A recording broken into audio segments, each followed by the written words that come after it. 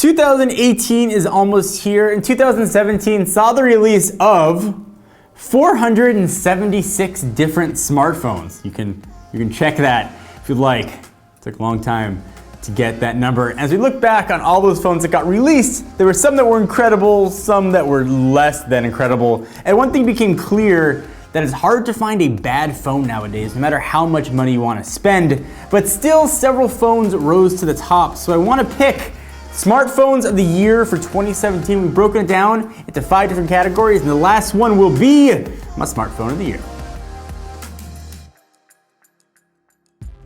All right, so every rectangle you hold in your hand, you're looking at the screen, so it makes sense to start with the best display. This winner should come as no surprise. The Galaxy Note 8 has the best screen of any smartphone I have seen in 2017, which also means the best screen of any smartphone I have ever seen. And this can be extended as well to the S8 and the S8 Plus, but this screen is absolutely incredible. Samsung screens are, I think, always been amongst the best. For some, they're a little too saturated, but I love the way it looked. It worked well in direct sunlight, pictures looked beautiful, colors were vibrant. The screen oftentimes looked like a sticker on the display. I absolutely love what Samsung has done. And to come as no surprise, our runner-up screen is also made by Samsung. That is the screen on the iPhone X.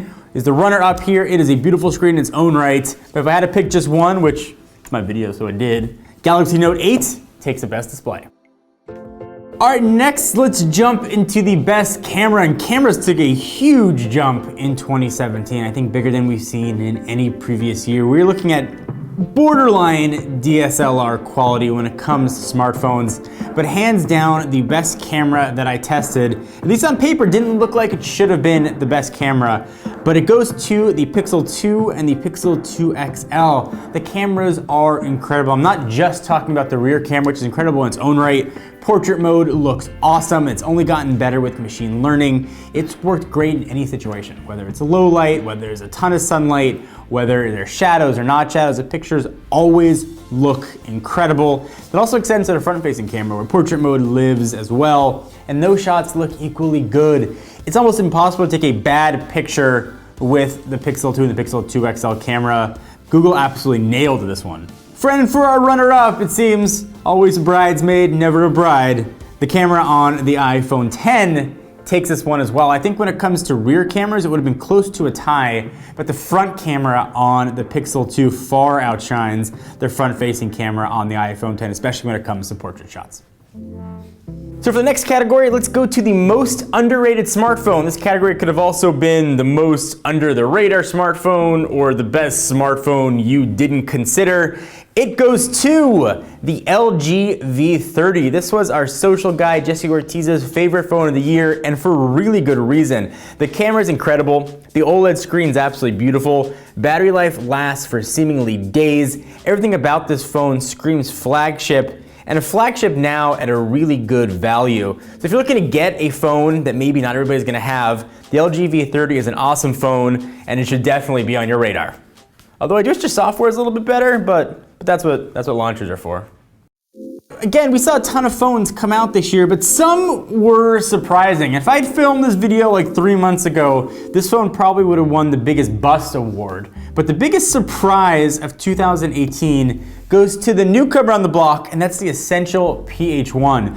I love what Essential has done recently. Dropping the price to $500 alone makes this phone a steal. You're getting one of the best builds of any phone that I have ever held, and I've held a lot of phones, ceramic and titanium. The knock though was the camera. They have done an incredible job pushing out camera updates. Since all the initial reviews hit, they've added portrait mode. In fact, as the day of this filming, they pushed an update that enabled 360 video on Facebook, on YouTube. You got a 360 camera that can attach to it. You've got potential for modularity. The camera's actually gotten pretty good here as well. It's got pretty solid battery life. This is my favorite phone to hold in my hand. And if you're looking to spend $500 and you want the best feeling phone out there, a phone that feels flagship and feels premium, I've been really surprised and impressed with the Essential PH1. But get in white, I love their white. And without further ado, the smartphone of the year. And I tested a lot of phones this year, and I love mobile technology, but the phone that I look back on most fondly as my favorite phone that I tested, the favorite phone that I actually went out and bought and spent my own money on, that is clearly the Note 8. I've absolutely loved this phone. It's not the phone that won me back from iOS. That crown goes to the Galaxy S8 Plus, but it's a phone that kept me from going back to iOS. I love everything about the Note 8. Obviously display, since it won that category. I love the form factor. I love the narrowness of it. I also love you get the giant screen. Everything about this phone screams premium. If you could check off every flagship box, it's here. You've got wireless charging, you've got incredible fast charging, you've got the S Pen, you even have a headphone jack built in, expandable storage. There is nothing that I don't like about this phone except for all the duplicate apps that Samsung insists on shoving on their phones, but you can throw those in a folder and ignore some software faux pas for a phone that's been absolutely incredible. Performance-wise, it's been great. I love this phone. In fact, it's gonna be the phone that's gonna be in my pocket. When the calendar flips from 2017 to 2018, Samsung's got a home run on their hands with the Note 8. They can be excited for what the Galaxy S9 and S9 Plus are gonna be, and of course what the Note 9 is going to be next year. But for right now, my favorite phone of the year that encompasses everything that I love about phones goes to the Galaxy Note 8. So those are the smartphones of the year, and I can already read the comments yelling at me that I didn't mention your miscellaneous Sony phone or Huawei phone that perhaps we did not check out here at Techno Buffalo. This is my video, and my choice, and my awards, and I love these phones, especially when it comes to the Note 8. But let me know in the comments down below why you think I'm wrong, why you think I'm right. I'd love to hear it. Give the video a thumbs up, we appreciate it. And of course, hit the little bell to get notified when new videos are coming. Hope you guys enjoyed. Until next time, I'm John Renger from Techno Buffalo.